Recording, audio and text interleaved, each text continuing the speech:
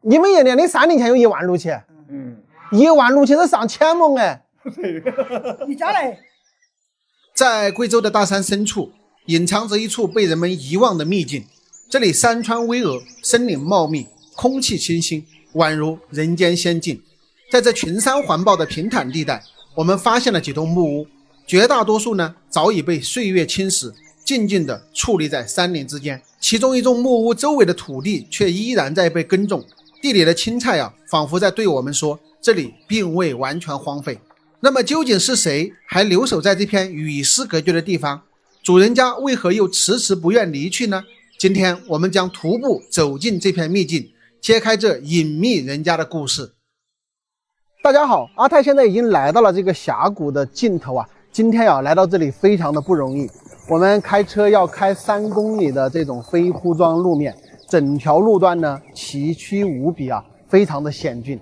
车子呢开到峡谷的尽头呢就没有路了。那我们现在呢是要从这个峡谷一直往里边走，然后呢爬山。这里呢相当于是走在一个水沟里边，环境非常的漂亮，咱们赶紧走吧。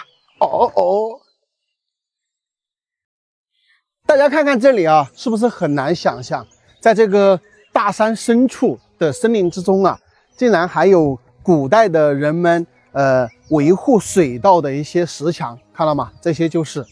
那么这边你看就没有管它，然后整个就冲的有点稀巴烂的感觉。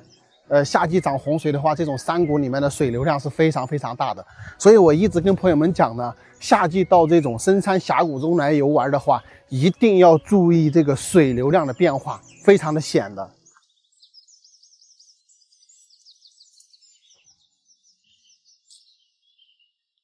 走过了一段河道的路啊，现在咱们开始爬山了。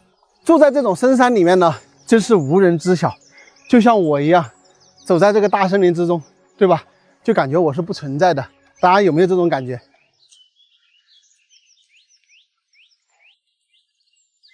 徒步在山里的感觉真的是非常爽，可以欣赏到很多美景啊。我这一路走过来呀，路上看到很多野地瓜、野草莓，还有各种各样的药草，都看到不下10味。所以在春夏的时候来这里呢，可能很多的野东西可以吃啊。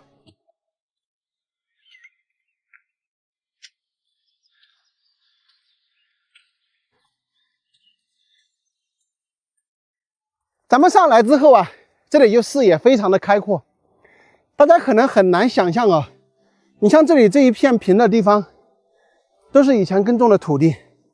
我为什么能这么确定呢？因为我是山里人嘛，什么地形什么情况我一看就知道。这个上边呢，以前应该居住的是一个村子啊。那随着这个时代的发展，很多人呢就搬出了大山。大家看，现在我们已经到这里了。这个地方啊，真的是一个非常完美的地形。你们看看，周围群山环绕，唯独这个地方啊，一大片的平地，非常的漂亮，就像隐匿在山中的一片桃源仙境一样。而且这里非常平啊，它整个平地的面积呢，可能有上百亩都不止啊，就这一片，非常的壮观。那我们现在已经看到稀稀捞捞的几栋房屋了，主人家呢还养有2只小狗狗。你别给我搞得这么熟啊，我天！咱们从空中看呢，好像不是特别的清晰，但是走到这里呢，看到还是房子挺多的，大概有5、6栋的一个房屋吧。哎，这狗狗还挺好的，它真的是欢迎呢，它不咬的。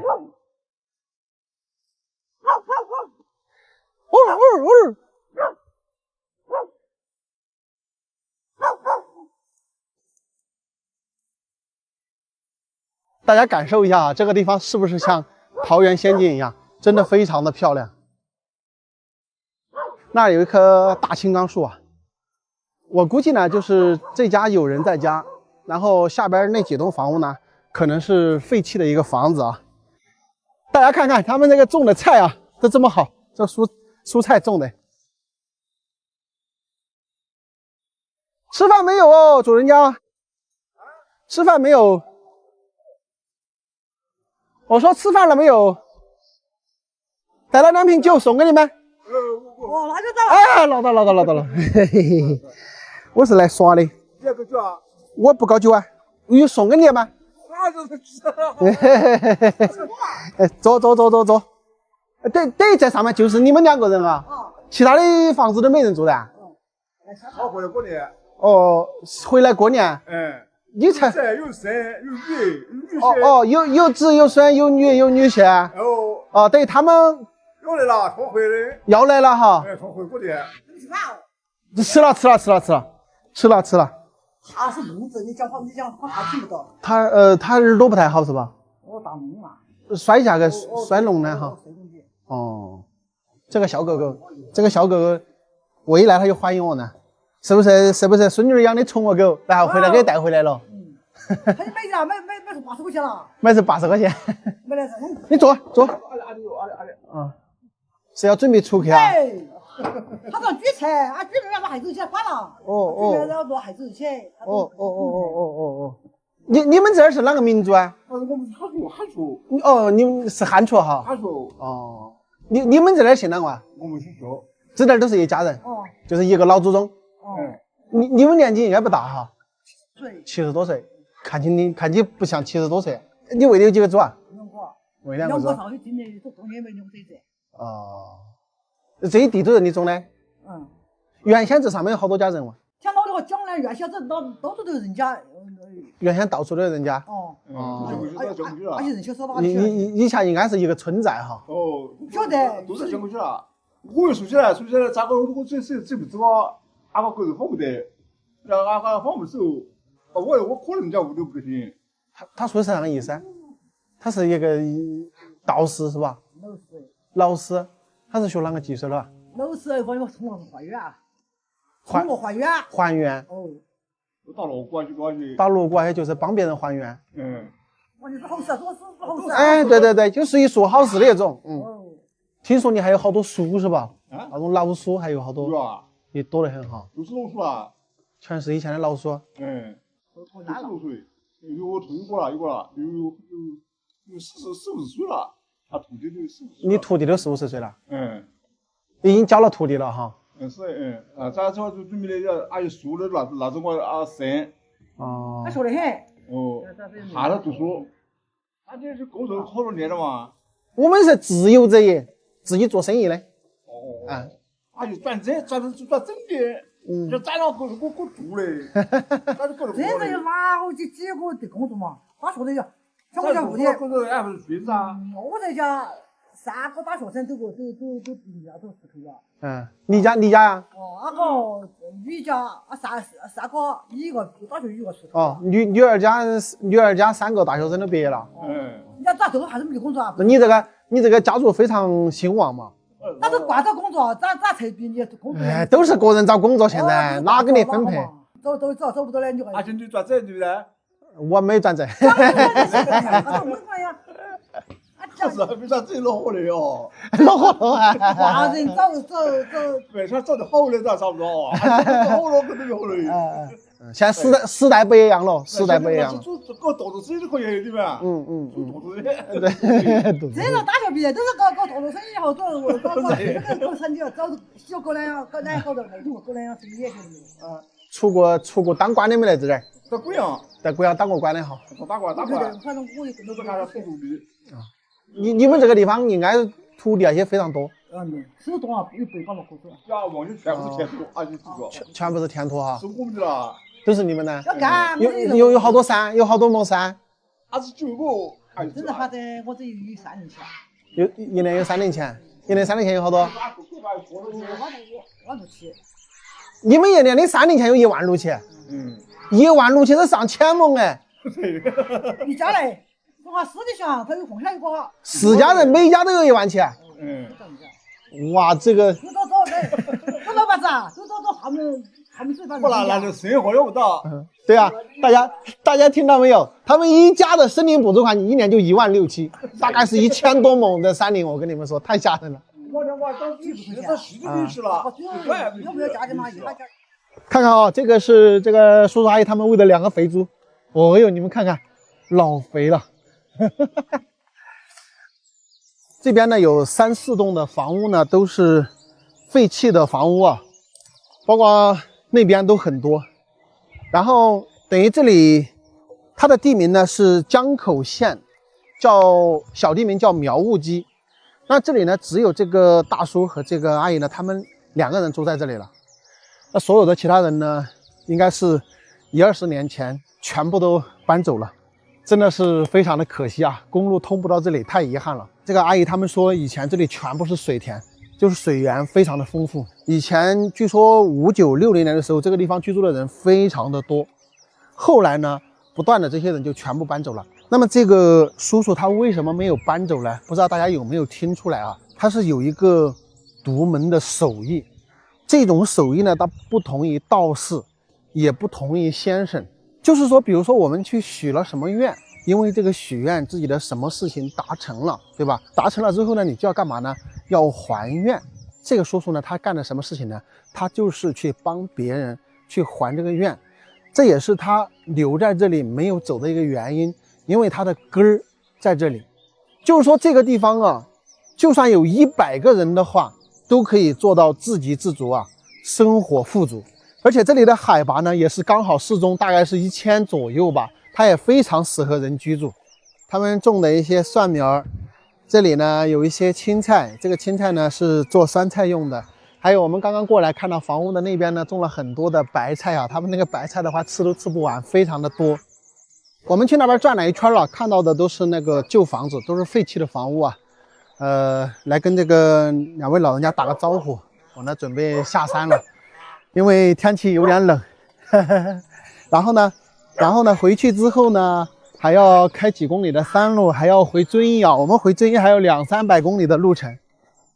哎，老娘，我们走了，走了。啊？不去了，走了。下回来耍，走了啊。好。哎呀。这个大爷非常的热情啊！我们刚到之后呢，他一会儿又拿香蕉，一会儿又拿橘子，一会儿又拿苹果的拿来给我们吃。但是咱们实在是不好意思吃啊，为什么呢？因为他这里出山去背物资的话，非常的麻烦，对不对？来回要走1-2个小时的时间，所以咱吃人家的东西不太好意思。那你们听到他们讲的一个非常恐怖的数字是什么呢？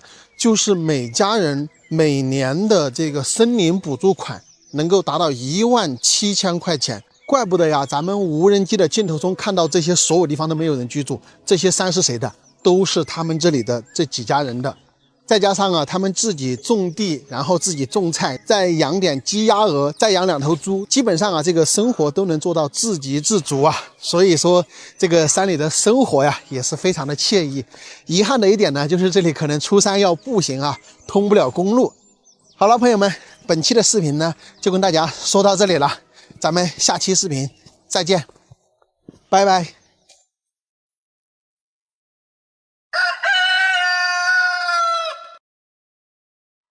朋友们，大家好！现在我在云贵川三省交界处，这个地方呢被称作鸡鸣三省。何为鸡鸣三省？意指早晨一只公鸡打鸣啊，3个省的人可以同时听到。我身后这一座大桥呢，就是历时3年半，历尽艰难险阻，2020年1月22日才正式建成通车的鸡鸣三省大桥。走，带你们去看看，非常的壮观。我现在所站的位置呢，就是四川泸州的叙永县。那么桥的对面呢，就是云南昭通的镇雄县。再看这边上边呢，就是贵州毕节的七星关区。那个修建的像只雄鸡的造型呢，就在这个山上。那么这边呢，两边都建设有停车场。比如说这里还建有一个农产品的一个交易中心。也就是当地的老百姓有什么农产品呢，都可以拿到这里来销售。本来呢，现在也是一个开放式的旅游区，所以有很多人呢到这里来玩耍。那么间接的呢，也带动了当地农产品的一个销售。这边呢就是大桥，咱们到这个桥上去看一看。这儿牌子上也有写啊，3省交界的位置。我们走到这个桥面上呢，发现这个桥面还是非常非常宽的啊，有10多米的一个宽度。你走路在这个上面，你可能不感觉有多么的险峻，但实际上下面是非常深的一个峡谷。这一座鸡鸣三省大桥的跨度呢有180米，从桥面到水面的垂直高度呢有160米哈，多高呢？相当于53层楼的高度。我们现在呢来到了这座大桥的一个正中间，我们往下看一看，这条河流呢叫做果哈河，正好呢把四川叙永和云南正雄分开。这边呢就是四川叙永县，这边呢就是云南的正雄县。大家可以看一下，两边都是悬崖峭壁，中间一条河流，非常的艰难。在我们云贵川的大山里啊，大家知道都是高山险阻啊，出行非常的不便。那么在这个河的两岸呢，很多人都是有亲戚的，对不对？四川这边的人，假如说要到云南这边来走亲戚，是非常非常不容易的。就是为了走亲戚呢，他们在上个世纪就开了一条悬崖栈道，就这个位置，大家看到没有？那么四川的人呢，在这座大桥还未建成通车的时候呢，他们要通过这里，从这个悬崖这个小道走到这个悬崖角，然后呢再下山下到这个河谷底，乘坐渡船，然后再到河对岸。我们可以看到河对岸也全都是悬崖峭壁，包括很远的地方也都是悬崖峭壁。然后再到河对岸之后呢，慢慢的攀爬到对面这边的村庄，就是云南正雄。也就是我们看着短短的几百米的一个距离啊，实际上在以前的话，两边的村民来回要走动的话，需要走2个多小时，非常的艰难哈。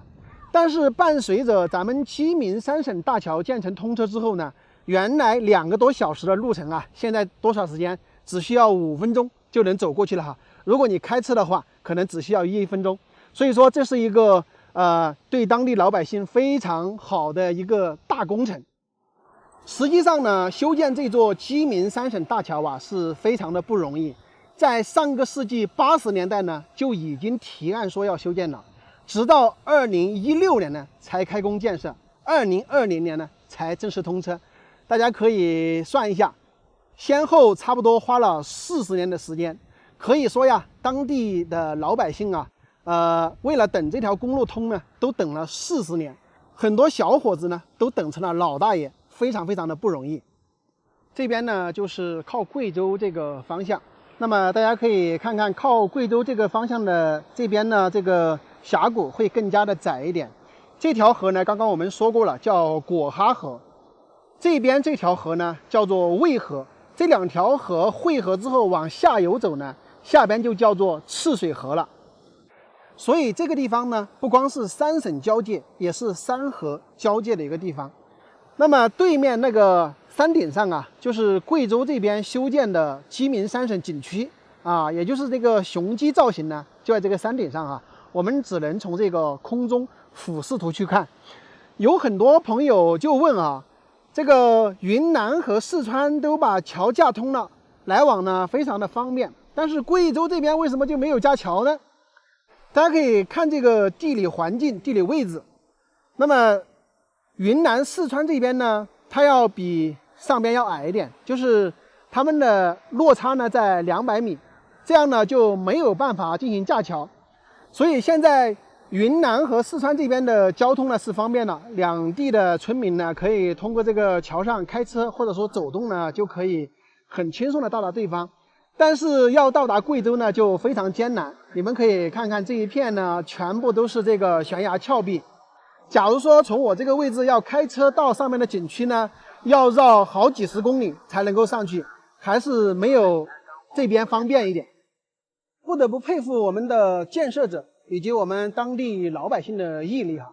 大家为了来往方便，你看刚才我就说了，从上世纪80年代就开始筹划这个事情，陆陆续续40年的时间了，朋友们，非常的不容易。那么在这个深山峡谷这里需要建这么一座桥，本身就是一个非常艰难的事情。为什么在上世纪80年代就提案了要建桥？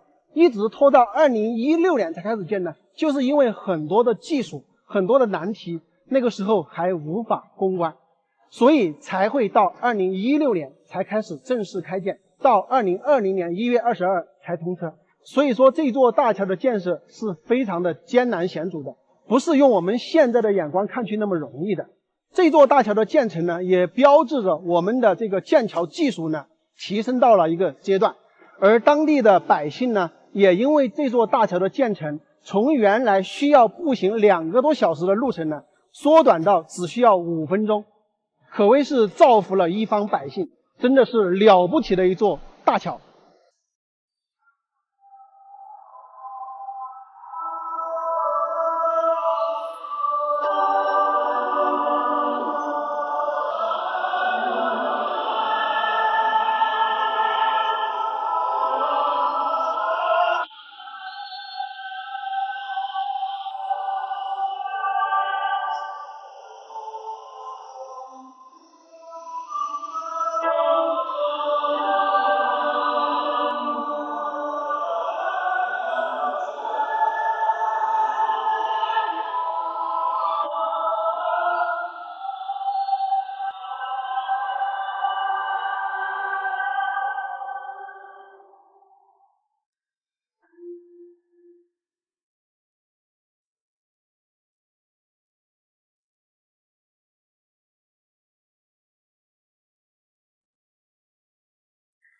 今天呢，阿泰是来到了我们遵义的赤水河畔，这个地方真的是山清水秀，景色宜人，空气清新，鸟语花香。不可思议的是，我在这个地方发现了一个水帘洞，更不可思议的是，这个水帘洞中啊，竟然有人居住，你敢相信吗？现在我已经来到了这个水帘洞的下方，沿着这条小道一直上去呢，就能到达水帘洞的洞口。到底是什么样的人会居住在这样的水帘洞中呢？跟着阿泰的镜头一起上去探秘一番。需要走这样的步梯呢，才能到达上方的水帘洞。这个步梯看起来都非常的古老啊，应该是安了有个几十年了吧。这里呢有一片竹林啊，这个竹林看起来还蛮漂亮的。大家也知道，赤水这边呢，它就是盛产竹子的。今天的温度啊，这边高达39度，相当的热。但是呢，走在这个竹林之中呢，也好像没有显得那么热啊。现在我们就马上到水帘洞了。这里呢有一片的竹林，非常漂亮。这有只小狗，你咬啥呢你？你就是住这里吗？哦，这里就是你住的啊？哦，你走哪去了哇？我在这边掏杆子嘞。掏钢凳了。哦，你们这儿住进凉快哟，这两天。整天凉。哦，你之前的房子在下边哈？就是这边这条公路。等于是修公路又占嘞。占了以后又转。哦，还是至上面住进矮一点咯，我觉得。咋搞嘛？你还喂猪的哈？喂盖儿，为了过年吗？为了过年哦。哦。这个阿姨她背了一背篓的东西啊，我让她先背过去，然后呢，我们在这里呢再给大家看看这里啊。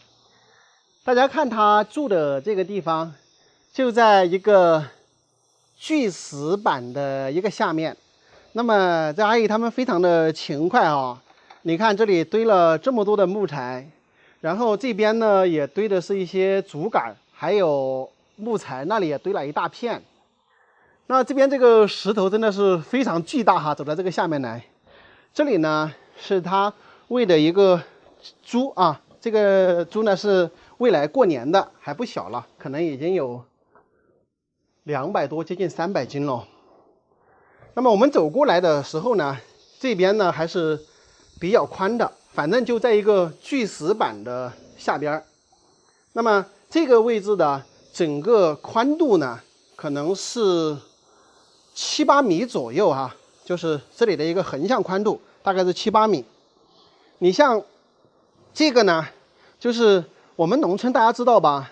喂猪喂在上面，下面呢就是粪坑。你看这个，这个地方呢还掏了一个粪坑，这里呢也是铺的石板哈，它本身下面呢就是一块巨大的石板，上层也是一块巨大的石板，正好这个地方呢进行了镂空啊，镂空呢它的进深比较大。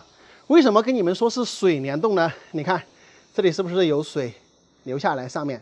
现在呢，因为这边已经连续干旱了1个多月，所以这个水呢就比较小。如果在丰水季节的话，这边呢可以有个4、5米宽的这么一个水门帘下来，所以我们把它称之为水帘洞嘛，会非常非常的漂亮哈。这边呢，它也没有做这个栏杆哈，看起来还是挺悬的。你像这个位置的话，就比较矮一点，我的话就走不进去，我只能走这个边上。这个位置呢，我可以走得过。这个位置呢就比较矮啊，大概只有1.3米、1.4米的这么一个高度。你像这里呢，就是他们的住的一个住房。这个木柱子大家可以看一下啊，全部都是顶到上边的石板的。从它这个房子的后方这里有一个通道过来，这个地方上盖板和下地板的这个中间的高度，镂空高度啊，就跟我的个子一样高了，1.8米多一点。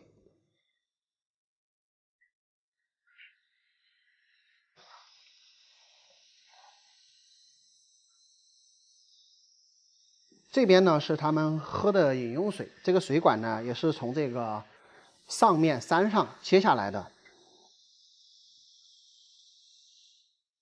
尤其是从这个正面出来呀，看到这里的这个水帘洞奇观啊，真的是非常漂亮啊！看看门前这个水啊，你在这里住了好多年呢？我都来了40几年了，我24岁了，这都是40岁，满41了。哦，你是从远处嫁到这里来的吗？我是高边塘那边的。哦，那个叔叔在他爷子在里面住哈。那在这嘛？他们还不在这里住了好多年的哟。住了50、60年了。50、60年了。哦。他爷子嘛70了啊。哎，他70了，因为上次来的时候他就说的他满70了，要。哦，明年是70。我跟他还在家门呢。我们姓周啊。啊。叫好门那我们这住好几户人了。好几户人哈。好几代人了。嗯，这里应该是住了4代么5代人。那是5代了。5代人哈。哦，5代嘛，有20岁这是。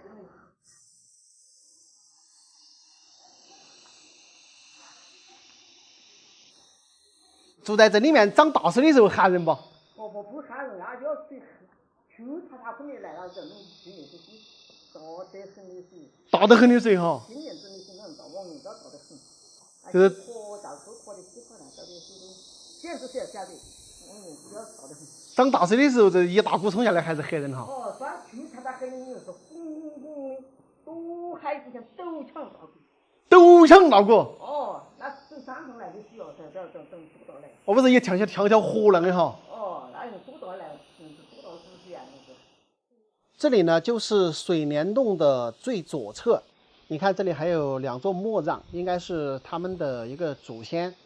这里呢正好是一个石头这样隔开的，这边呢就是水帘洞下的整个面积了。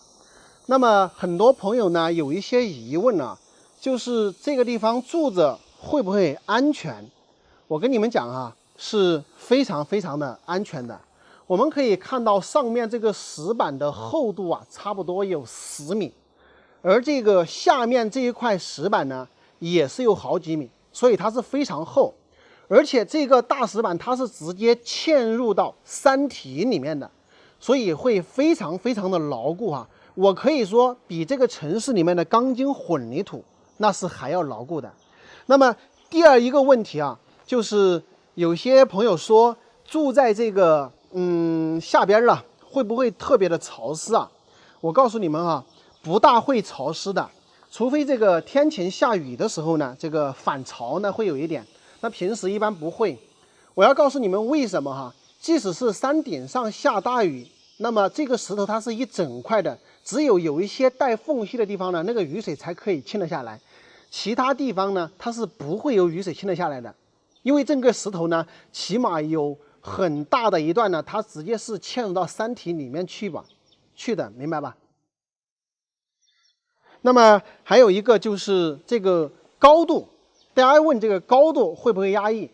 刚刚呢，我们在那个房间呢，你们也看到了，这个阿姨站在那个灶台上，你看她的这个身高也是大概1.6米，那么你看看是不是接近4米多的一个高度？我们城市里面的楼房的楼层呢，也才多少3.9米，对不对？所以说一点都不压抑啊。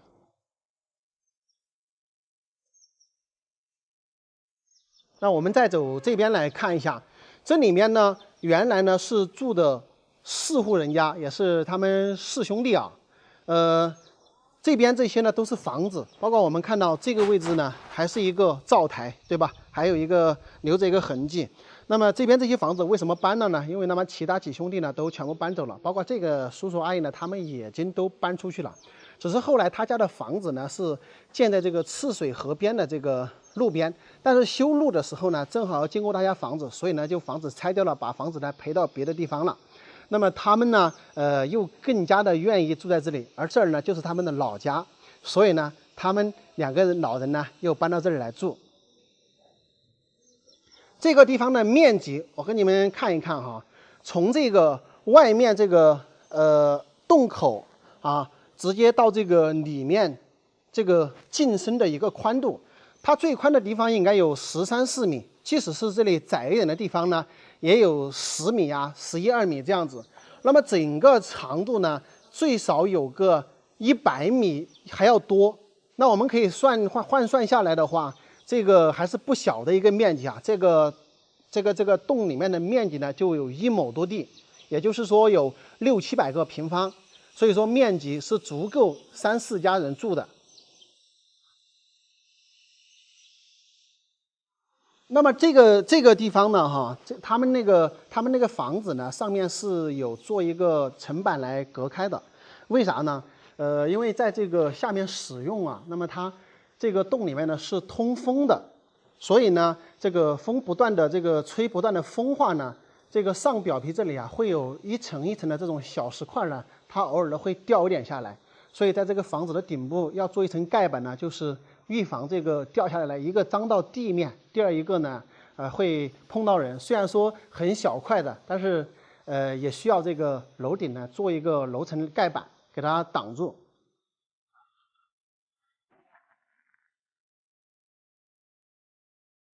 有人会觉得住在这个水帘洞中啊，这个水声会不会很大？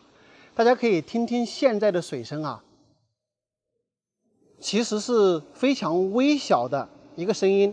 那么在这种天气的情况下呢，这个声音基本上是听不大出来的，可以说比这个城市里面的车水马龙声呢要小得多，而且呢听着要悦耳舒服得多，对吧？当然呢，也有个别时候，如果在涨大洪水的时候呢，这个声音那就是相当大了。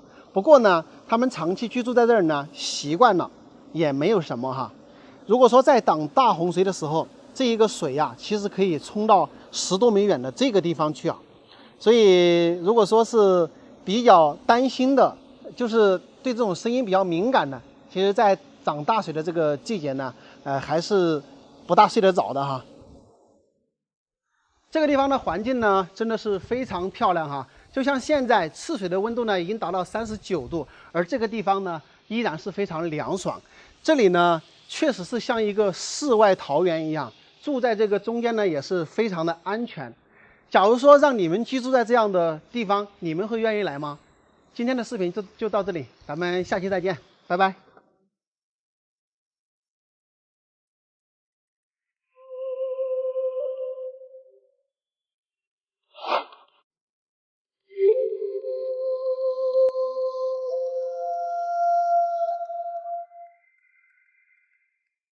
大家好，刚刚我在对面飞航拍的时候啊，发现这个上面有一个山洞，洞里面呢还住有一户人家，好像看到还有一个年轻人在那端着碗吃饭。走，咱们上去探访一下。就在前面这里啊，大家看一下，住在这个岩洞的位置的，然后这里有个停车位，车子停一下。吃饭没有？郑家去。你这个位置还矮哟，坐在这个矮矮脚脚。哎呦，你看起还年轻的嘛？我不抽，谢谢。40多哈。你这个房子搞到这里好久了啊？我一直都在这儿，一直都在这里啊？生长的。你在这儿生长的啊？你也干了？他们我有姐姐嘛，他们嫁出去了。哦，这父亲过世了嘛，就是我。土墙的话是以前你父辈他们整的。以前他们整的，以前种这个的土墙，因为些工作，我们在城里面我出去打工去了嘛，他们因为有个时候没有住的了，他们就把墙就整工作去。回来我钱也没找到，我就回来就只有回来这3多去。你出去好年了吧？接近40。那你哪个时候回来的？2014年回来。就说14年之前的10多年都在外面。都在外面。那你14年回来就住这呢？啊。你也干了吗？我一个人。媳妇呢？媳妇嘛，看了我没得嘛，走了。有个小孩嘛，小孩就是我也喊我小孩嘛哈，我自己找我自己看了我没办法的嘛，我自己帮我抚养。媳妇儿呢，看到这里，条件太差了，然后跑起来，就走了。等于带个娃儿，娃儿跟他俩姐姐，你没出去噻？没有出去。哦。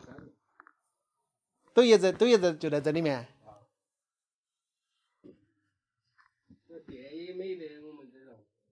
那你这个电也没得，你用太阳能啦？你这是太阳能的嘛？就用太阳能来造电。那你为啥没电的哟？父亲那个时候嘛，有点稍微有过嘛，60个位是吧？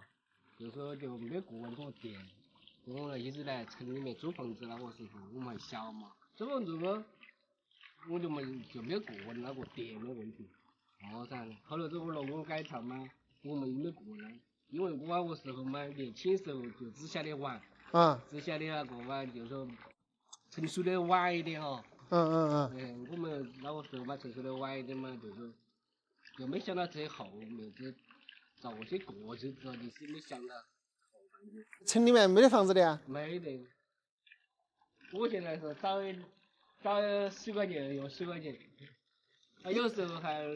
自己的小孩嘛，虽然是带我姐姐教嘛有个女孩子嘛，我是女孩子嘛，带我姐姐教嘛，还是有时候不管多多少少嘛，在弄这个嘛。你小孩好大了啊？现在有14岁，都10多岁了。反正一直跟着你姐姐。确实，跟到你这儿的没法住的呀。是的，有时候又是个女孩子，二毛崩溃，弄成恋爱了，还不是你。2父子过，那种女孩子也不一样，一天天她也大了。对，带读书没得呀？带读书。要带读书就好。带读书。那你就要出去找点钱，好好的把它供下来，对吧？女孩子也要好好的供啊。我那天出去，我今年在爷爷的时候，我都出去来，我都都还是找了1万多块钱，我老点账嘛，老点账么就找点账，找点钱就还债头，还我贷款去。你出去打工啷会欠贷款啊？哎呀，太安道理，我出去厂里面手机被盗了，没手机的我好像有时候打电话有个不方便哦。我有个四川的有个老乡，有个女孩子不，四川的有个老乡不，他来卖手机了。他就说喊我以前嘛没有带那个分期付款金嘛，就推行那个身份证上面可以了。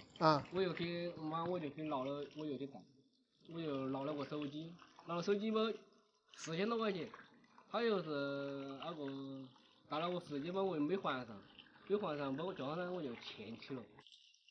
后来那边厂头不，工资一厂里面工资一斤都不发，几个月都没有发工资，那个时候，几个月没发工资嘛，我没办法的，我就只有自动离职，我2、3个都自动离职了。我厂头嘛。当官的就舍不得我走，因为我喷出的技术高级厂的年轻的大师傅，就在家具厂喷那个家具的漆。哎，练漆。哦。就是我本来出国要去，我原来弄来。我技术。要把我这个身体伤害了不？我本来一直来，身上那个喷家具，就是现在我每年我都会到来，现在那个肺越来越严重。就是肺上有问题啊？哎，就是喷那个切灶的。哎，就是喷那个切灶的，10多年了，因为时间太长了。时间太长了，我就没办法了，所以说现在精神上面、哪方面都很差，我就常常到我地里给我应酬。那你现在啷个办呢？接下来？现在我又只有走一步算一步了。走一步算一步。能就是说。能好身体能支持的效率，我都去上山砍点亚夫出去也卖。砍点竹子来卖。能出去打工的我都要去，我都喜欢去。那你现在下重那些行不行啊？下很重不得行，但是一般的重还是可以的。就是肺部不是很好。精神很差了。然后手有时木的，倒不是完全没知觉哈。还都是麻木的，走脚的时候带的麻木。你晓得天麻吧？天麻你晓得天麻哈？我车子里有天麻，我拿点给你。真的。你把你的盆拿过来哇！你把你的盆拿过来，我拿点天麻给你。这个哥们儿正好他手脚有一点这个问题，我车子里面正好带有天麻，我给他一点。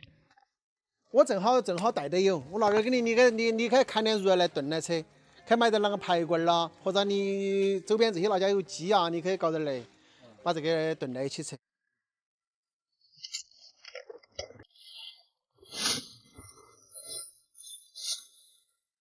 你把盆拿过来吧。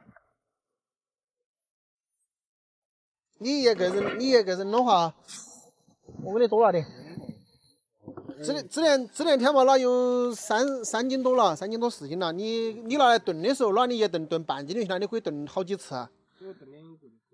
啊，你炖2个都可以啊。你一个人的半个月都够吃了。啊，你半个月之内把它吃完，2天测试2天测试你都够了。你直接拿个塑料袋把它装起来放在2天挨裹就行了，它就可以了。不用感谢。那我都不耍了，走了。加油，把身体搞好。然后出去赚点钱，有机会了还可以谈个媳妇儿，然后主要是把娃儿这个供起来。这个人生这几十年真的不容易。对。不说的，能有一分钱我都让小孩，不因为说自己的。你不要去想，我跟你唱嘛哈，我感觉你是很聪明的人，就是不要去想很多不公平的事，或者说消极的东西。你就是加油，把自己的身体调整好，然后该出去打工，该赚钱，把娃儿供起来，然后还有很多的机会，因为才40岁多点儿，年纪还轻，是不是？加油！那我先走了哈。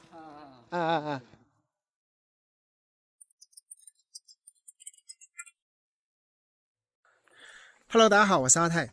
现在呢，我在遵义市播州区乐山镇的新土村这边。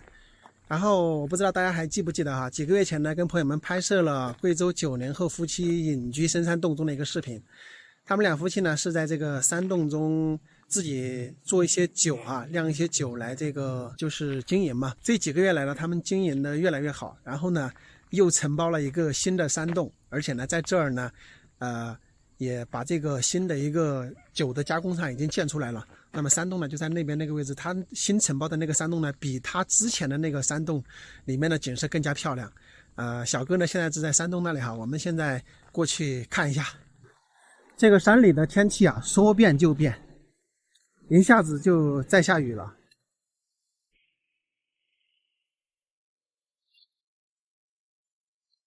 今天好像停电了吧？这是发动机的响声。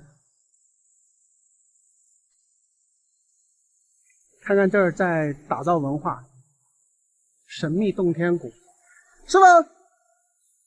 正在搞文化是吧？辛苦了。哎呀，好久没见到兄弟。走啊，又走你这个新洞里面去看看是吧？可以的，看了。上面搞的这个，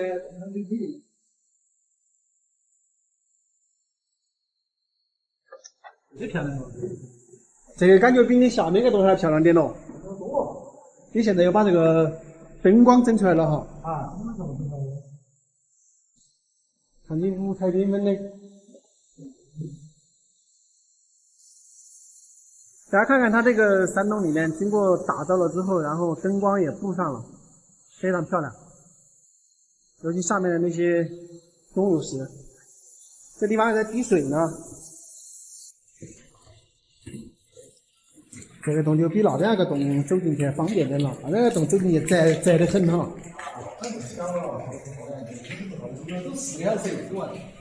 这个洞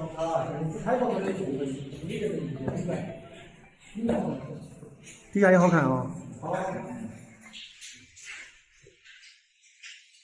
它这个怎么像泥巴一样的？石花，天然形成的是石花是。这个真的神奇啊，像是一颗一颗的泥巴凝结到一起的感觉。这个很少见的。是啊，这个很少见的。这里面有一口钟啊，可以敲一敲的话，那个很大的声音是吧？这个最神奇的一个东西了。哦，还这里弄有灯，大家看看这个，就是中间像钟声一样的敲上去。从这儿滴这么一颗柱子下来，然后两边都是一个比较窄的通道，正好中间这个位置。你再敲一下。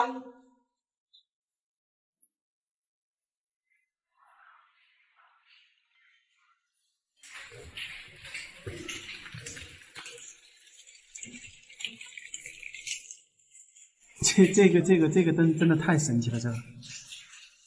朋友们看看，像就是石花嘛，就像石头开花的这种感觉。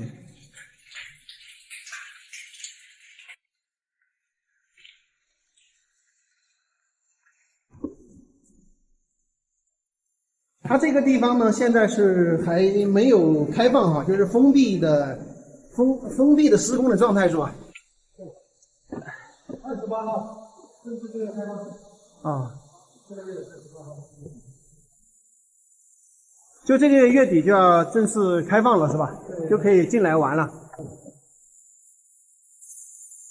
这个上面算是第二层吧，它第二层修有一个栈道过来，然后呢，这边呢就是上一层，尤其这个位置特别像那种南天门的感觉。朋友们，你们看看那个小猪站在上面，是不是像在天宫？南天门的这种感觉，两边的一边一颗石柱，大家看，全部这个石柱是原生态的哟。这个地方也非常漂亮，可惜了，就是这些石笋呢，在很多年前呢被人为破坏了一些了。看看这边全部都是敲掉了一些，挺可惜的啊。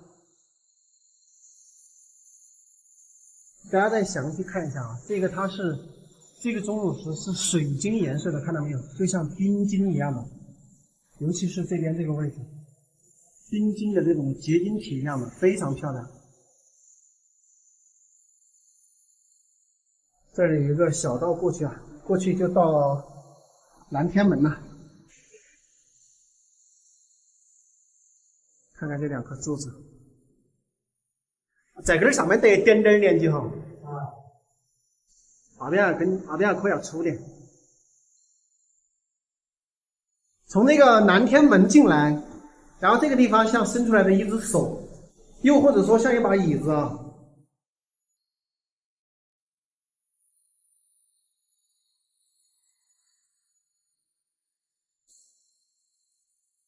我再给朋友们看一下这个稀奇的东西，这棵柱子上长出了植被。这是什么草？就在洞穴里面哟。我也是第一次见啊，这个洞穴里面这种石柱笋上居然长出了这种草。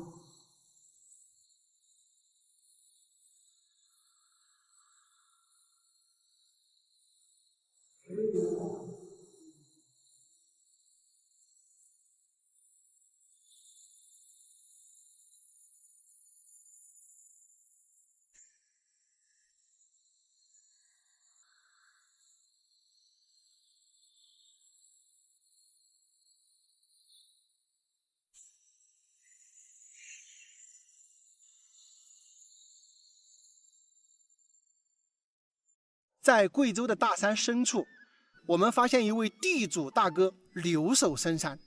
为什么说他是地主呢？因为他一家人的荒山土地就达1000多亩，而且在山顶有几百亩的连片燕山红，现在正是盛开的季节，太漂亮了。你这儿来哪带水了哇？我从外面接过来，从外面。那天天干我都从底下去抽起来。哦。有两2边斤了，有2斤了，半包斤了，斤包了，鱼个大的有那有7、8斤。你这里喂了好多鱼啊？全部也是有几百斤鱼，我为了纪念了没有鱼了呀。你全部有几百斤鱼啊？啊，我那边还有噻，那边还有个。那你不拿去卖了？那边还有个档啊。我在外头，我都在外头，我只要他卖他们吃，我因为他们自己都自己来拿哈。啊，自己来拿。等于现在我们走的这一个地方，一直往外面走都是你家的。是呀，都这样，一直下面去。种了1000多亩。反正在我估计哈，反正得1000多亩的左右。你这个一家人就1000亩的话，哎呀，上面还那么多燕山红，一家人的地方都可以干个牛去了。真的。但也如此，都是开发不出来。你看真的，如果搞成那种小景点的牛去，我觉得都可以的。那个燕山红也好看。这个山上吧，种天麻都行了。天麻医生的有。有医生的没了？有医生的。有医生的那就可以种天麻耶。以前多得很，以前的那天麻，以前他们去出去一天的话要到40-50斤。而且在那个杜鹃花林头种天麻也可以的，也好的嘞。可以噻，没问题的。人家这地方都行啊，人家办理杜鹃那边，他就是在杜鹃林头种天麻耶。林下经济吧，它就是那个嘛，它有它既保护了生态，它又它又增加了经济收入。你就像那种小条嘛，那种杂碎，它没点经济价值。那我问你哦，哥，你单身呢？你之前没找过啊？地区条件，马哥都说了，那个地区条件差点了嘛，路也弄不到，现在没得路的，是不是？之前没谈过啊？谈是谈过，反正我要谈到我说的朋友，我往家里面带。他说算了，你晓得，有的大是人的这地方，他说我咋不说算了啊？还得有啊，又来一回事。你好大年纪呢？明年就50了。50了。明年就50。其实也还年轻呢。老爷8岁来看来都还有，都还年轻。你这个光的人看不到，要用飞机看。啊，如果在喂，特别是养殖和种子最适应的就是，但是我看好的还是种子，因为养殖风险高。养殖风险高哈。养殖的风险比较高。因为目前来看，这个交通好。你这儿交通，如果是从下面硬化路的地方通到这儿大概好远了？2.5公里。2.5公里。哎，2.5。我挖出来的现在是2.2的样子。哦。等于说你们从江西搬过来13代都在这边住？都在这里。耶，怪不得以前来的时候这里没人的。没人的啊，以前没人的。以前那的海龙那个团粉，我们在这去团粉那个上的。哦。团粉那天都是我们家的，后头他也老主人，晓得他那个赌钱买在那个哦，然后都把底下海龙坝上的全部收完了，晓得牛自己把人家买上那个来耍样子。骑哪路啊？你指我了？就像个大弯。哦，骑这个大弯弯，2个顶点都是啊？不，2个顶不是的。骑这个弯弯。这弯弯这个让我下来。然后骑这个大顶顶也是哈。啊，一个大顶是。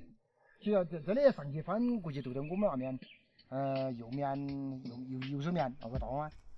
你这个。山顶上还有几个哨所，还有几个小山顶。但是没路你上去。哇，朋友们，这位大哥真的是太牛了！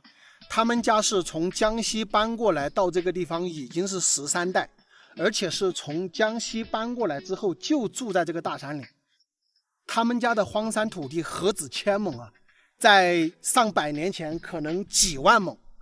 因为他们来的时候，这一整片地方是没有任何人居住的，后来陆陆续续的有人来住，那么其他的荒山才给了别人。他们家留了1000多亩，而且它这个地方啊，山里面有非常多的中药材，包括什么天麻呀、黄金啊、重楼啊、白及啊等等，很多名贵的中药材在它这个山里面都有，简直就是一个宝藏山林。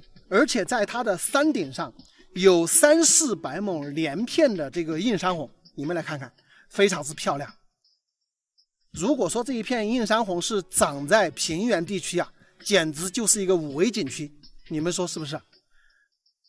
我们来看一下他们家的山林，他家的山林从我现在的这个镜头中，这一片映山红左侧整个山一直延伸到下方的峡谷底，这些山都是他家的，上千亩啊，真的上千亩，不开玩笑。这个大哥家他们现在是2父子，我一开始遇到的那个老人家呢，就是他的父亲。这个大哥他们2父子呢，现在是留守在这个深山里面的，拥有了1000多亩的荒山土地。他家里还养殖有几百斤的鱼，还养有一些鸭子。最重要的是，现在这个土豪大哥他是单身的，目前还不到50岁啊，49岁。我问他为什么年轻的时候没有结婚啊？他说那个时代叫着过来，走这么一段山路过去，人家就不愿意来了啊，搞得就拖到现在都没有结婚。但是现在我觉得好时代来了哈，人们都愿意跑到山里面来看看山里的风景。所以啊，我觉得像他这样的土豪，现在想找个人结婚的话，是不是很容易？朋友们，我觉得这个地方是可以发展中药材产业。还有一种可能是把山上的这个映山红呢，作为一个小众景区来进行开发，我觉得是不错的。这个地方离我们遵义城区只有20公里啊，开车过来就是1个小时不到。所以说，我觉得开发成小众景区的话，非常非常的不错啊。开映山红的这个山上，离最近的这个硬化公路是2公里的路程，步行的话其实也就是半个多小时。我觉得为了看到山顶的这种漂亮风景，走个2公里多的路，大多数人应该都是愿意的。所以说，我觉得这个地方的发展潜力是非常大的啊。第一个，发展中药材产业；第二个，可以搞养殖；第三一个，可以搞小众景点的开发。所以说呀，我觉得这个陈大哥他现在拥有的这1000多亩的这一片荒山土地，简直就是宝藏，特别是在现在这个时代啊。而且我们在交流中啊，这个陈大哥是那种非常直率的那种性格。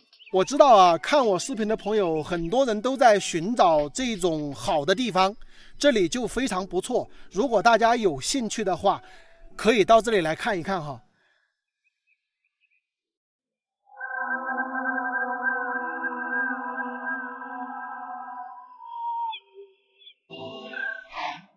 大家好，现在我在重庆的大山里啊，在这边发现了一片荒废的别墅群啊，价值不菲啊。为什么会荒废呢？咱也不知道，咱带你们进去看一看。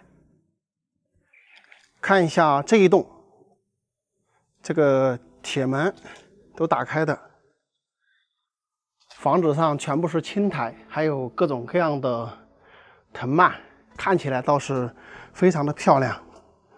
这个里面不知道是干啥的，是这个样子的，咱不进去啊。好像以前是开的酒店还是小加工厂啊，咱也不知道。咱继续往前走啊，非常多啊，这个地方荒废的别墅，一整排一整排的。这个路道上也是全部是这些枯木杂草啊，完全就是一片荒废的这个景象哈，咱们基本上看不到有人居住的痕迹，是吧？你还别说啊，这个别墅上挂满了这种藤蔓，看起来还挺漂亮的，是吧？这些房子为什么会荒废啊？而且是大面积的。那么这边这一排黄瓦片的啊，这边这一排黄瓦片的有几十栋，基本上都是相同的造型。咱看一下这一栋，也是非常的漂亮啊。这个楼梯呢是进这一栋别墅的一个通道，这个下边儿这个位置应该是一个停车的地方，应该是一个停车的小车库。你看，这地方都长了这么深的这个野草了。哇，这看起来感觉在这里边拍个什么恐怖片儿，是不是挺好的？这个造型大家可以看一下，基本上都是一样的。这里还停有一辆废弃的汽车，感觉这车都是老古董了哈。这2辆车呢，也是停在这里很久了，车牌都没有，看没有？这些都是荒废的。这一片别墅给人感觉非常的神秘啊，好像以前都是住的很有钱的人，对吗？要不然你看这些设备为什么都荒废在这里？这里也有一辆车。哇，这边也有车，怎么这么神奇？这个别墅群给人的感觉就是非常神奇。然后这里也有一个汽车的这个箱子，废弃在这里的。这些房子总算是肯定是荒废了好多年了哈，不是一点点时间。我只带你们逛了这一排啊，实际上这里还有好几排的这个别墅，一共是好几十栋。我们可以算一下，一栋别墅的造价就算200万好了。这个地方的别墅的总造价可能都是上亿的。这么大规模的别墅荒废在这里是什么原因呢？是老板破产了呢，还是什么其他原因导致这些别墅全部荒废？这个确实是个谜团。那么大家觉得这个地方上亿的别墅群为什么会荒废呢？欢迎大家在视频下方留言评论哈。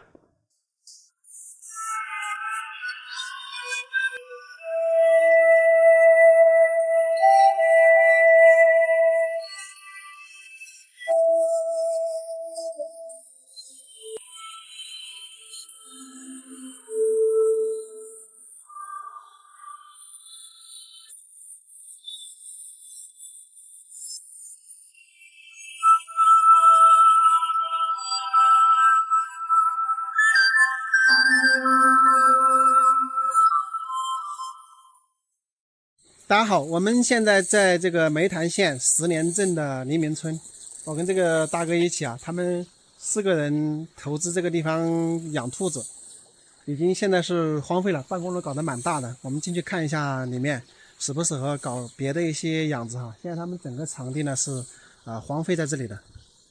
这个就是我们的狼大哥，这个场地搞得蛮大的啊。这么大的办公楼就废在这里了，总共投资了好多钱了？这个100万嘛。建房子也要100万。哦。现在就是要把锁就把门锁起了，没人管的。有人在这看还没咯？有人在这住，董事长家弟。哦，董事长家老汉啊。你这个是他家的私人的房子吗？是谁合作社的哇？当时修的时候说的是合作社的，但是现在复投是他专业制的。那你这个现在等于还是你们4个人的吗？哎，对。4个人都占点股份的嘛？这个房子也是占点股份的嘛？啊，他要在里面住起的，你们这个玩意，假如有人来投资了，啷个整呢？有人来要用的话，他不管是到时候那个要分过。大家来分哈。有时候。你养东西的场地呢？在背后。啊，这个就是修的办公楼。走。吃了。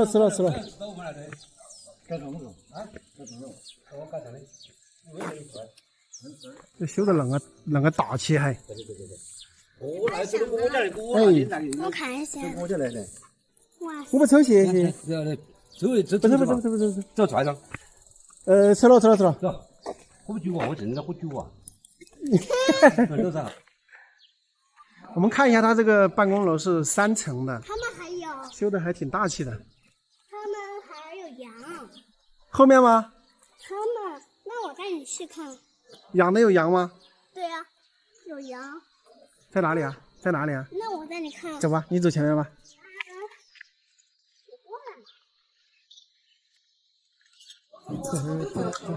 去吃点饭嘛。吃了。来，吃来。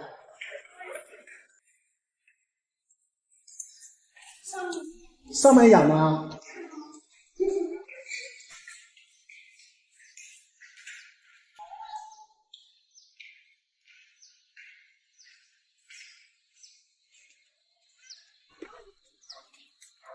哦，这后面这有圈哈。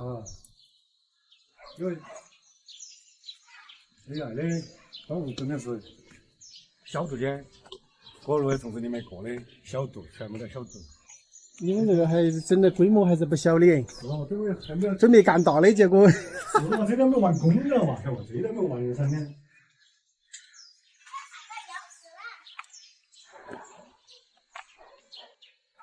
等于现在你们还是就整到这，就是那个荒地的，反正大家也没有谈热啷个整，哎，对，也没有分过，哎，反正大家也是各干各的事了，就垮在这里垮起。垮起了嘛。这个是高龙啊。这下面这两杆是做那个放药品的啊，化脸石啊这些啊。哦。然后这里有的。以前是养兔子的。嗯。这饲料间。哎。这里就是圈。哎。你们最多的时候养过好多兔子啊？3000多。3000多只啊？3000多只儿是最圈。这些有还笼子都没干。哦。那个干的还比较大哟。我来看一下。哎，这是什么？水源是充足的哈。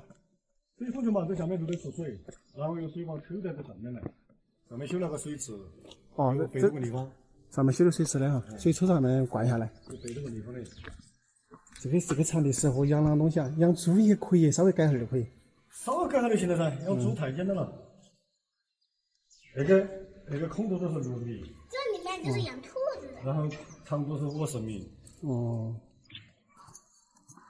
这里面又还真的适合养这猪啊那些东西，因为它卡着来了，也没得人管，它也没得有啷个太大的污染些。看看这里啊，这全部是养兔子的笼子哈。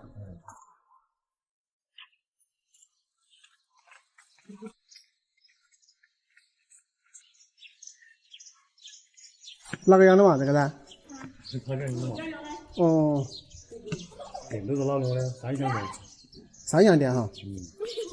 啊，用电也不愁噻，三相电嘛就啷个都好办了。这后面这几家应该也没得好多人了吧？这几家人都不要人都不得嘛。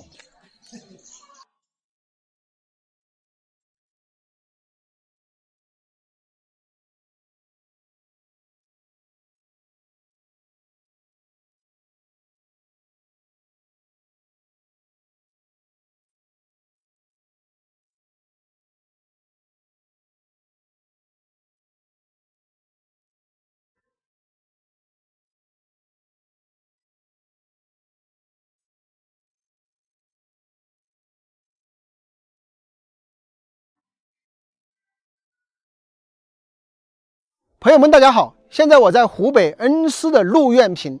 陆苑坪这个村庄啊，也是全中国到现在为止唯一还没有通公路的村庄。它为什么没有通公路呢？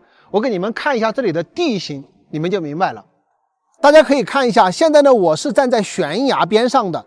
那么这个下边呢，就是陆苑坪。整个陆苑坪村庄啊，就是在一个巨大的天坑之内。周围呢，全部是这种700-800米高的悬崖峭壁，把这个村庄围困在里面。可以看到我手指的这个方向啊，是一道很深的峡谷，就是这个峡谷的高度呢，也是超过100米的，并且在天坑内的这个陆苑坪村庄呢，他们村内也被切割成2边啊，一边北边，一边南边，对吧？那么我们可以看到对面那个村庄好像有公路，对吗？这边呢才是不通公路的。但实际上呢，对面那个村庄那个公路呢，它也是天坑内的公路，它是不能通向外边的。再往前面延伸过去呢，其实是那边有一个斜行电梯下来。那么才能进入村庄。所以这个路呢，它只是这个村庄内的一个通行道路，两边之间的人啊，中间隔着一道很深的峡谷，他们相互之间要往来呢，也最少都要走1个多小时的路程了。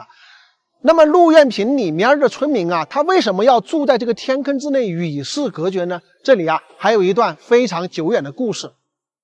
明末清初的时候，因为战乱造成四川及相邻地区人烟锐减，土地荒芜，于是朝廷有了江西填湖广、湖广填四川的移民政策，大批的湖南人迁移到恩施地区。湖南桃源县的裴姓3兄弟等人便迁到鹿苑坪天坑外居住，并试种湖南带来的稻谷，但是只开花不结籽，意识到是因海拔过高种不出水稻，于是寻找海拔较低的地方种植。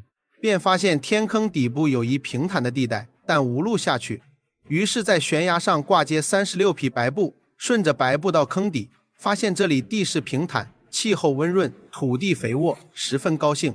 但回去的时候，挂在悬崖上的白布被鼯鼠咬断，无法回去，干粮已吃完，十分着急。恰好此时见到一群美丽的山鹿沿河往山崖上走，便跟着路才爬出了天坑，之后便从这里凿路到崖底，开荒垦田，种植水稻与油茶，获得成功。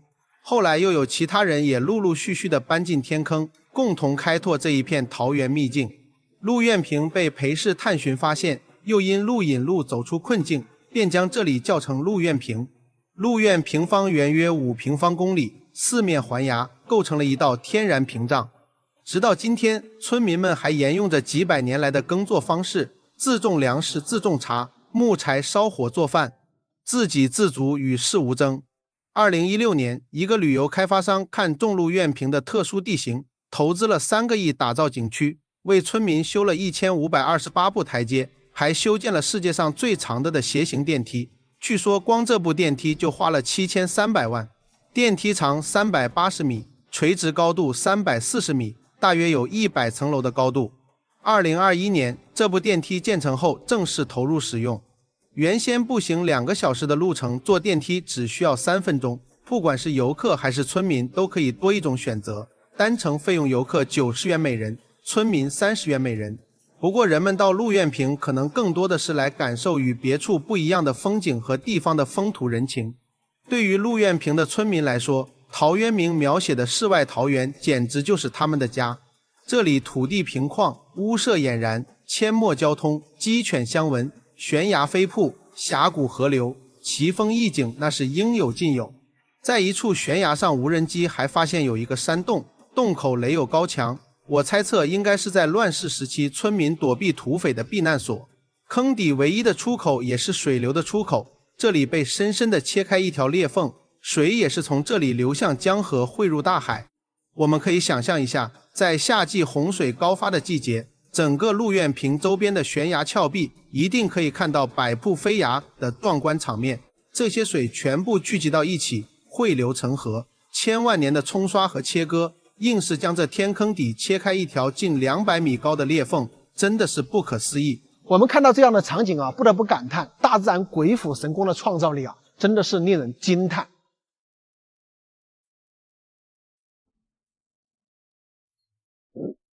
在云南镇雄县武德镇的大山里，我们发现一个巨型的天坑。天坑的底部一侧有一个山洞，山洞中呢，竟然还居住着几户人家。这个地方看去啊，仿佛与世隔绝一般。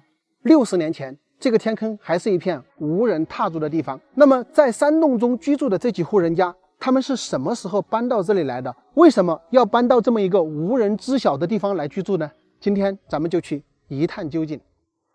大家好，现在呢，我已经来到了天坑的坑口。它这个地方呢是比较方便的，公路直接可以开到这个天坑坑口，然后从这个地方呢步行就可以到天坑去了。从这个崖壁边上的这个小道呢，咱们就可以直接步行到天坑口。在这里呢，就能够看到里边的这些悬崖峭壁啊。他们以前出山的时候呢，这些其实是没有这个石梯的啊，都是后来呢。好像是慢慢的有点出名了啊，然后才做的这个步梯。刚下来没走几步呢，咱们其实已经能够看得到这个天坑内的一个景象了。人呢就居住在那里。因为这里啊，整个四周都是悬崖峭壁嘛，所以说它下来的这条崖壁小道呢，它需要在这一段崖壁上来回的折返几个弯呢，才能到达这个天坑坑底。以前他们出去的时候呢，我感觉可能还是有点危险的，毕竟没有这个护栏嘛，这个护栏都是后来再加固的。现在我们差不多下到了2/3的崖壁，在这个小半崖的位置呢，这儿咱们还看到有一个房屋。那么上边用这些笔啊画了很多的东西，这个呢就是以前他们天坑内的一些孩子读书的地方。可以看到这里呢就是黑板，对吧？还有写了很多的字。这个房间呢比较小，那么他们这儿的人要出去读书呢是非常不方便的，所以呢可能会有1个到2个老师专门到这里来教他们读书。因为这些孩子你要让他走很远也不至于，对吧？他们从那个天坑那儿呢，这里有条小道，然后过来呢就可以在这儿上学啊，在学校读书呢都可以看到自己的家，非常不错啊。当然了，时过境迁，现在呢他们里面的孩子呢也都是到外面去读书了，这里早就已经不用了啊。我们现在呢已经来到天坑的偏下部位置，从这个视角来看呢，整个天坑还非常大的，人呢就居住在那里哈。然后这个天坑内的直径呢，它有600米差不多的一个直径，那么也就是说，整个天坑的这个底部的土地面积啊，差不多有400-500亩。我们从空中看是不是不大看得出来？这个崖壁呢，它的平均高都有120多米，那么最矮的地方呢，可能有80-90米，最高的这个崖壁呢，有150米。这里呢，就是完完全全的一个天坑。如果说没有这条小道呢，咱们不用锁降的方式啊，基本上是下不来的。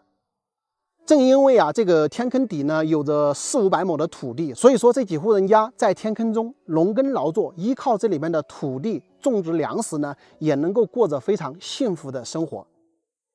咱们已经下到崖底了，山洞呢离我越来越近。那么看一下这下边一整片的土地啊，非常的平坦，然后都是种了很多的玉米。其实它这里面也有一些坡，那么这些坡呢，他们就不种地了。然后有一些草，可能养一些牛。然后我们看到前方那儿呢，是有一些牛在放养的。这个有朋友可能会问啊，在这个天坑中不怕水淹吗？它这个地形呢，确实也比较特殊。他们的那个山洞啊，从里面钻过去，其实可以延伸很远很远。然后有水流从这儿流下来呢，那个地方呢，其实还有一个消水洞啊，所以说它这个天坑内呢，永远都不可能发生任何的水灾，因为消水洞也足够大，而且这里面呢，也基本上不会有很大的这个水流哈，它属于这个山腰的一个天坑。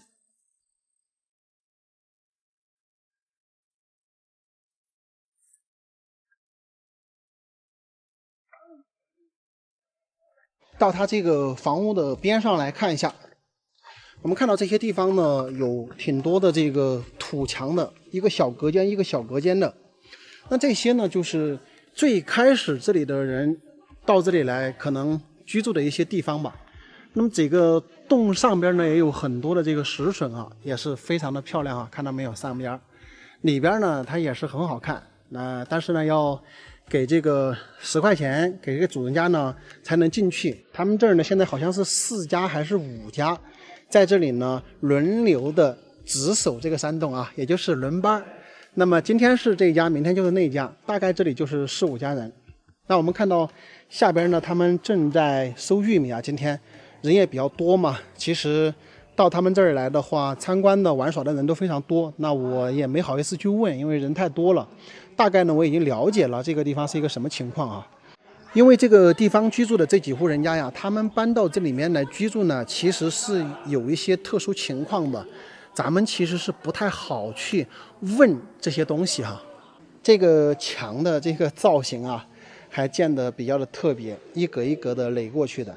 那么你看那儿看到没有，还有一个孔，这个孔的话是否是以前留的哨孔啊什么的，这咱现在也不清楚了。我不知道大家有没有看这里哈，它其实是有几层的这个防御墙的。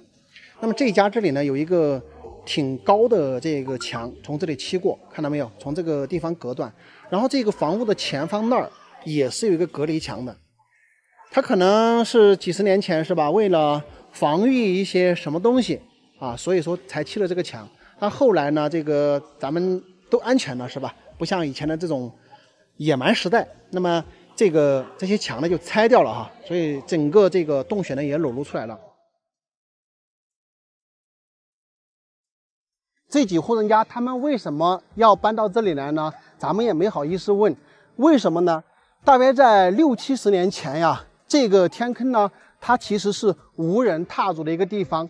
那个时候啊，云南这边因为流行一种传染病，叫做麻风病，它的传染速度非常快啊，而且那个时候呢，好像是没有办法去治疗，就像我们前2年的疫情一样，它需要进行隔离。那没办法，就要找地方隔离。所以说呢，得了麻风病的人呢，就用绳索把这些人呢锁降到这个天坑内来进行隔离。那么具体当时有多少人在这个地方隔离呢？咱们也并不清楚。但是凭我的估计呢，可能最少是上百人吧。因为我看到除了这里居住的几户人家呢，边上有一些崖壁的地方啊，也还有那个时候的这个石墙房。得了麻风病的人呢，其实是没有办法治好的，而周边的人呢也非常的害怕，哪怕你是亲兄弟啊什么的，咱们也都是离你远远的，对吧？因为这个一传染了，大家就玩完了嘛。就像我们前2年的疫情一样，其实有很多人他也撑不过这个传染病。那么剩下来的一些人呢，他们可能已经在这里面待习惯了，最终这个传染病过去了之后呢，他们可能就选择留居在这个山洞中，所以他们这里呢是好几型人家。当然哈，其实也有例外，比如说我们刚到天坑口遇到的这个老人家呢，他是住在这个天坑里面现在年龄最大的。他跟我的交流啊，就是他可能在那个年代是被冤枉的。什么意思呢？就是他本来是没有得麻风病，结果呢把他当成麻风病人呢放到这里边来了。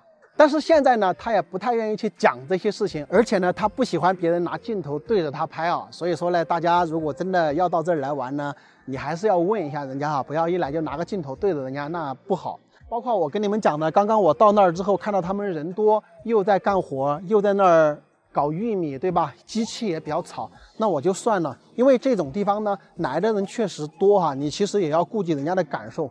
直到现在呢，他们几户人家呢依然在这里过着农耕田园的生活哈，有可能不久的将来呢，这个地方会开发成旅游景区也说不定啊。总之呢，人们还是比较喜欢这种山区惬意的原生态的生活，不是吗？天坑内这几户人家他们的来龙去脉呢就是这样。好了，朋友们，本期的视频呢就跟大家说到这里，咱们下期再见，拜拜。大家好，我是阿泰。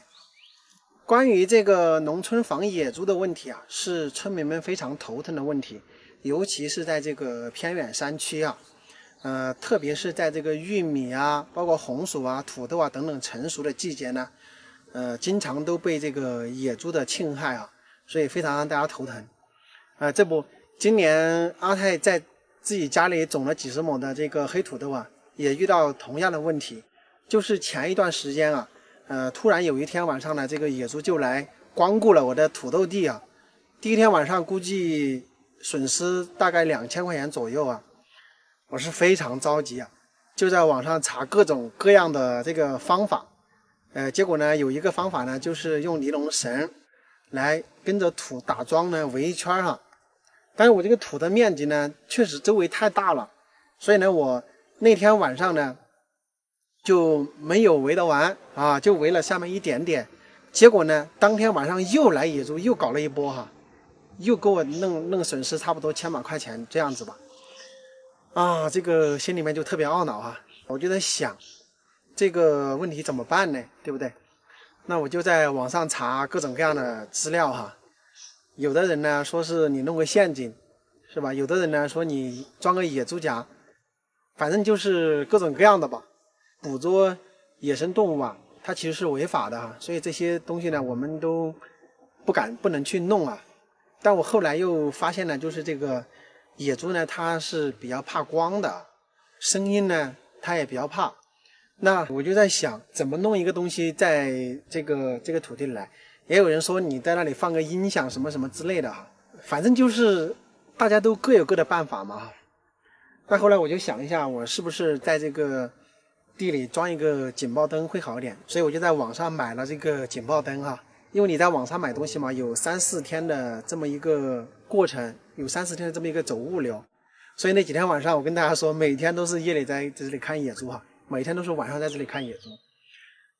从那个天刚黑就要到地里面逛一圈，就是每隔1个小时就要来逛一圈，一直要到晚上1点钟、2点钟这样子才能睡觉。所以那几天挺难熬的，你不看也不行啊，你不看你这个种出来都还没成熟呢，就给它拱掉了，是不是啊？它一拱的话，就是一行全部给你拱完，基本上就是没什么收成，直接就是给你拱坏掉了。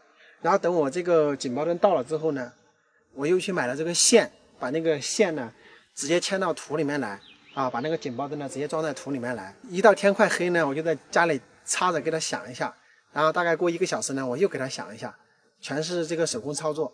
这个东西呢装上之后呢是起效果了。为啥这样说呢？下面就是来过野猪的这里哈，我们装上了之后呢就没有再来过。还有一块地呢是在上面，那个地方呢就是野猪没有来过，但是我们装上警报器之后呢，野猪来过啊，来过2次哈。一次呢是刚入土就回去了，一次呢又是从山顶在另外一块没有种土豆的这个地方，也是我们没有装警报的这个地方呢，也到这块土里面来过，它也没有进去啊。特别是这个刚进土的这个野猪呢，我估计是我们的警报起了作用，可能是就是那一天晚上，可能它刚刚进土呢，我们的警报就响了，所以呢它就返回去了啊。那么一直到现在呢，已经是7、8天过去了哈，没有再出现过任何的情况啊。但是呢，我又发现一个问题啊，就是说家里开这个警报老是忘记，你不开也不行，你长期开也不起作用。为啥呢？什么东西都是一样的，你长期一直开着，一整夜开着的话，它那个听声就免疫了，知道吧？就不起作用了。所以呢，我们都是间歇性的这个来开这个警报灯哈。你要是忘记了的话，说不清楚，那野猪就找到空隙了，对不对？我又在网上买了一个这种插板，就是那种它可以设置时间的，可以设置循环模式的这么一个插板哈。然后我就买来装上。等于说现在呢是设置了停半个小时，然后呢响3分钟，就这样子哈。我现在这个循环模式就是这样设置的。那么一到天黑的时候呢，我就把那个插板插上，然后我就不用管了，就是按照这个停半个小时响3分钟的这么一个模式循环啊。我跟大家说一下，这个方法呢肯定是已经管用了，因为已经10多天了哈，而且有野猪来过，刚到土就回去了，所以呢这个能够确定这个方法是有效了。如果说你种的土地比较多，而且是在山区，那么就用这个方法啊。但是有的地方的土地哈，它离家比较远，比如说有几公里的这种，那可能你用这个方法就不行，你要牵这个线是吧？你要拉这个电到土里面就不行，因为我这里是比较近嘛。那么大家就可以去买那种不是220伏的，比如说用电瓶带动的这种警报灯哈。然后呢，你在山上面，你直接把电瓶放在山上面嘛，找个位置把它放好，然后你再接线过去，这个接线的途中弄一个这个循环控制的一个插板就 OK 啊，每天你去开关一下就可以了。大家看一下哈，这个就是我种的其中一块土豆啊，因为这里只是一部分啊，大家看我这一块土，以我这块土为例啊，你们看一下我这中间装了一个，看一看啊，看到没有？这个地方是装了一个的啊，然后我们再缩回来，大家看一看，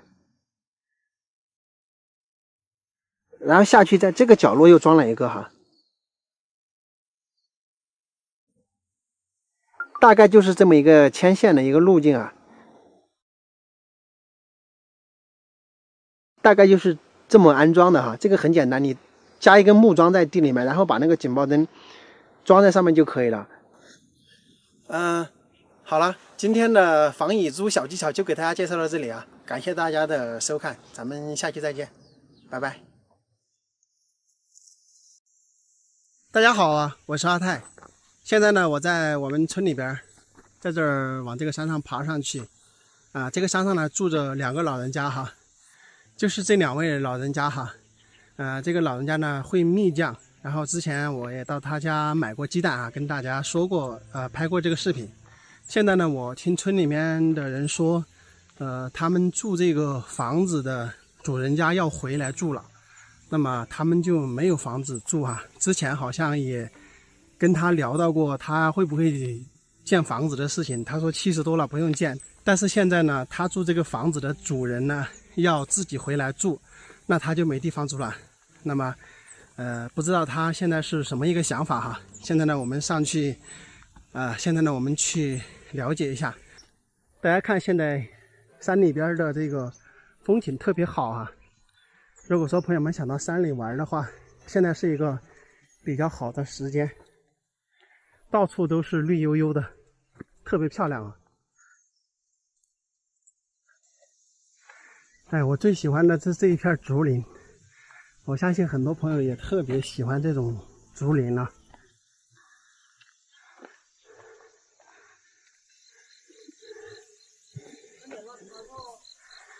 我老才吃完的，吃完没了大娘？吃了。你个漏的吗？我有哈豆豆，还是在这里找地方住，还开养老院了，还不愿意开哈。养老院他不开，找不到地方住就自己建房子。买的这个就快老师了，快了年了，我年了，我让多少？我让多少？还要多少？反正老家的可以嘛，就买了嘛就做到自己走的一天嘛就，反正这个东西就留给人家。他是喊你们年前之前过走是不是？年前嘛还早噻。年了过年了，包个手了就是的，就看着这里有，你看人家包上也可以。他要转来住嘛，你没得办法，你还不反正人家要转来住人家的房子是吧？今年2个老人家种的这个庄稼特别好啊，大家看上面那些是向日葵，这边这些呢都是玉米啊，这下边这一块也是玉米，反正种了不少地啊。那么他是等到这个，看看这个玉米棒子，这个玉米棒子不错呀，今年他这个地种的，看看都这么大。这个房子呢是我们村里面另外一户人家的，然后他们2位老人家呢在这个地方应该是住了好几年了，他们也没有，这个主人家也没有收他的租金哈。但是现在呢，因为这个主人家他们自己要回来住这个房子，然后还要把这个公路挖过来，这边可能还要建楼房啊，所以呢，他们需要另外找地方居住，然后期限呢就是今年的年底之前啊，他们要搬走。然后呢，这些玉米啊什么的，等成熟了之后呢，然后他们一并的先找到地方呢，就把这些东西搬走啊。因为那个老人家没在嘛，所以呢，我就稍微的问了一下，就是目前的话，他们是想去买一个房子来住啊，就是住到他们年纪大了走不动了，其实听他说起来还蛮伤感的。就是他们的意思是什么呢？就是说。